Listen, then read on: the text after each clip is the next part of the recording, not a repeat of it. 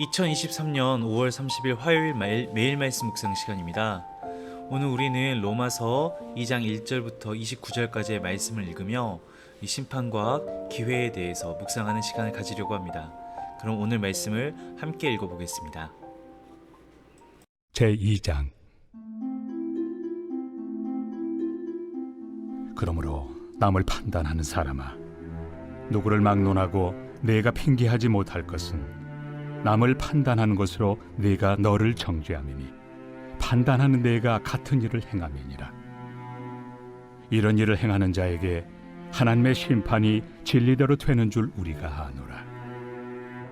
이런 일을 행하는 자를 판단하고도 같은 일을 행하는 사람아, 내가 하나님의 심판을 피할 줄로 생각하느냐?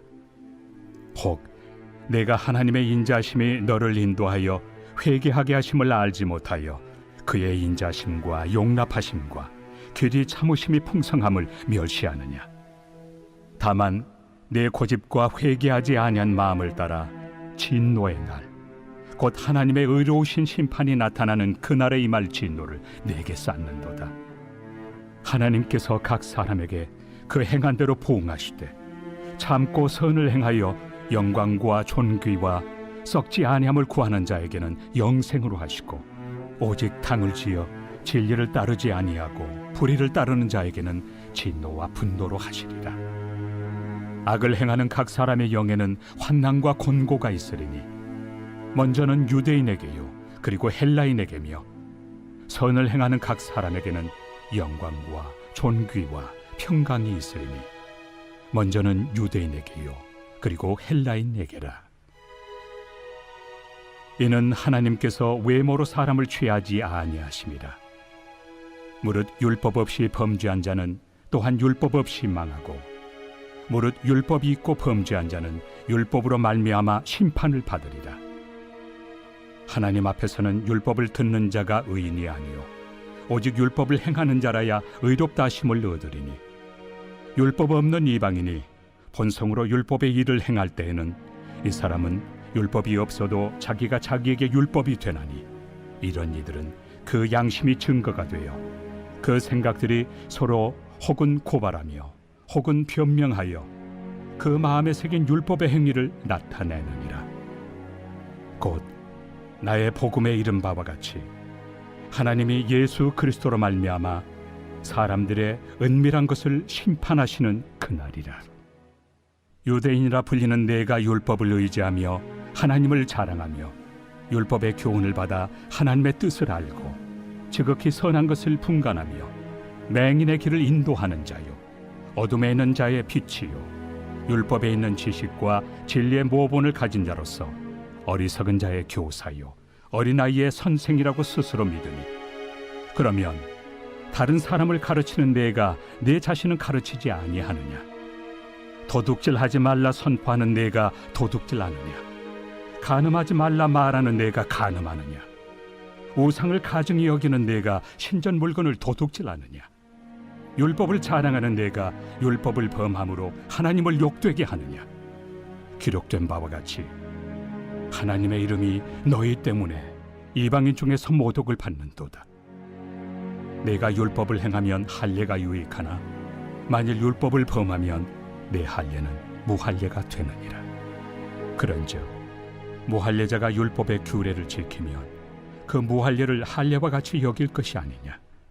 또한 본래 무할례자가 율법을 온전히 지키면 율법 조문과 할례를 가지고 율법을 범하는 너를 정죄하지 아니하겠느냐? 무릇 표면적 유대인이 유대인이 아니요 표면적 육신의 할례가 할례가 아니니라. 오직 이면적 유대인이 유대인이며 할례는 마음에 할지니 영에 있고 율법 조문에 있지 아니한 것이라. 그 칭찬이 사람에게서가 아니요 다만 하나님에게서니라.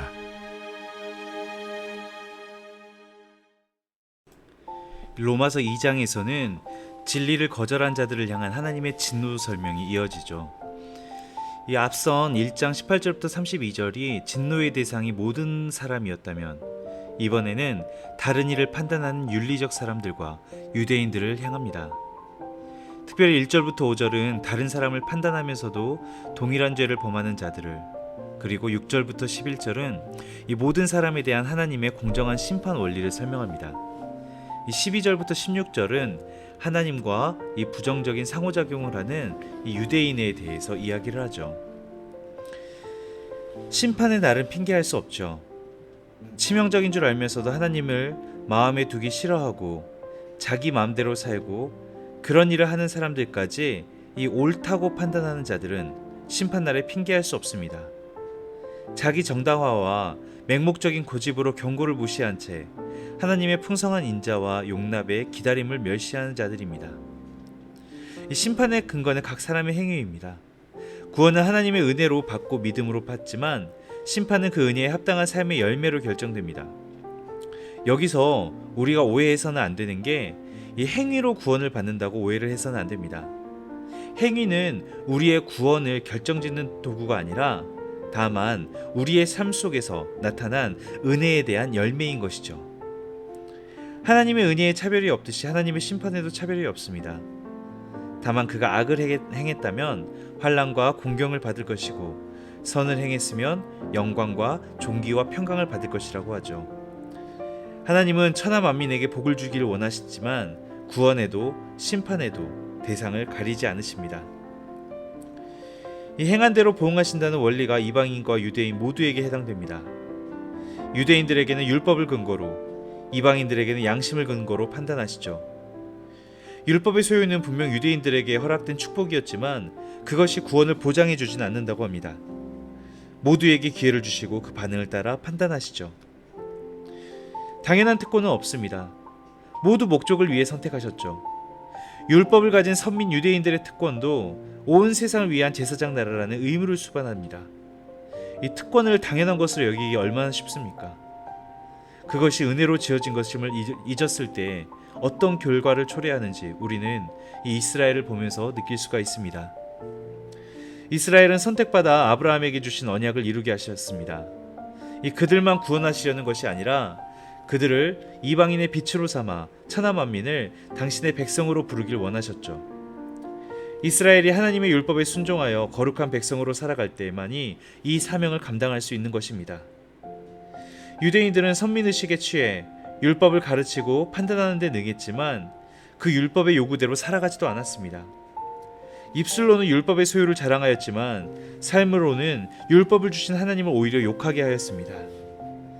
이방인의 빛이 아니라 이방인들 앞에서 하나님을 욕되게 한 것이죠. 이러한 지점에서 우리 그리스도인들도 반성합니다.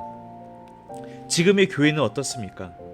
하나님의 사랑을 안다고 하지만 오히려 세상으로부터 손가락 받지는 않는지 우리 스스로의 믿음을 돌아봅니다. 율법을 알고도 지키지 않는 자들보다 율법을 모르고서도 율법을 요구하는 삶을 사는 자들이 더 유익하다고 하죠. 주님은 이방인과 유대인을 차별하지 않으시듯이 할례자와 무할례자를 차별하지 않으시듯이 누군가의 혈통이나 혹은 민족에게만 주어진 구원이 아니라 우리 모두에게 찾아온 그리스도의 복음임을 우리는 기억해야 합니다. 하나님께 중요한 것은 몸에 닿는 할례의 흔적이 아니라 그저 이스라엘의 율법이 아니라 우리 가운데 찾아온 성령으로 인해진 마음에 행한 할례입니다. 유대인들에게 율법이 의지의 대상이며 자랑의 대상이고 또 율법을 통해 하나님의 선한 뜻을 분별하여 영적인 맹인들을 빛으로 인도할 수 있으니 분명히 축복입니다. 하지만 이 율법의 소유 여부가 구원을 보장해주지 않습니다.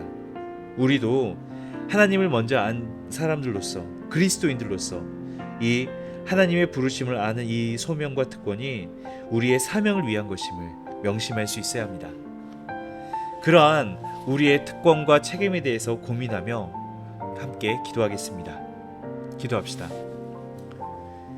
하나님 아버지, 꼭 교회에 다니지 않더라도 우리 모두가 선과 악이 무엇인지를 알듯이 이 최후 심판에 대해서도 본능적으로 우리의 한계를 깨닫습니다. 이 율법을 받았던 유대인들도 오만으로 소명 앞에서 실패하였음을 돌아보며 우리도 예수 그리스도를 먼저 안다 하여 우리에게 구원이 당연하지 않음을 깨닫습니다. 늘 겸손한 마음으로 사명을 되새기는, 그리고 예수 그리스도로 말미암아 매일매일 거듭나는 우리 여수한빛교회 가족들이 될 수 있도록 도와주시옵소서. 예수 그리스도 이름으로 기도드립니다. 아멘. 기도의 시간을 이어가며 함께 기도할 제목들을 나눕니다.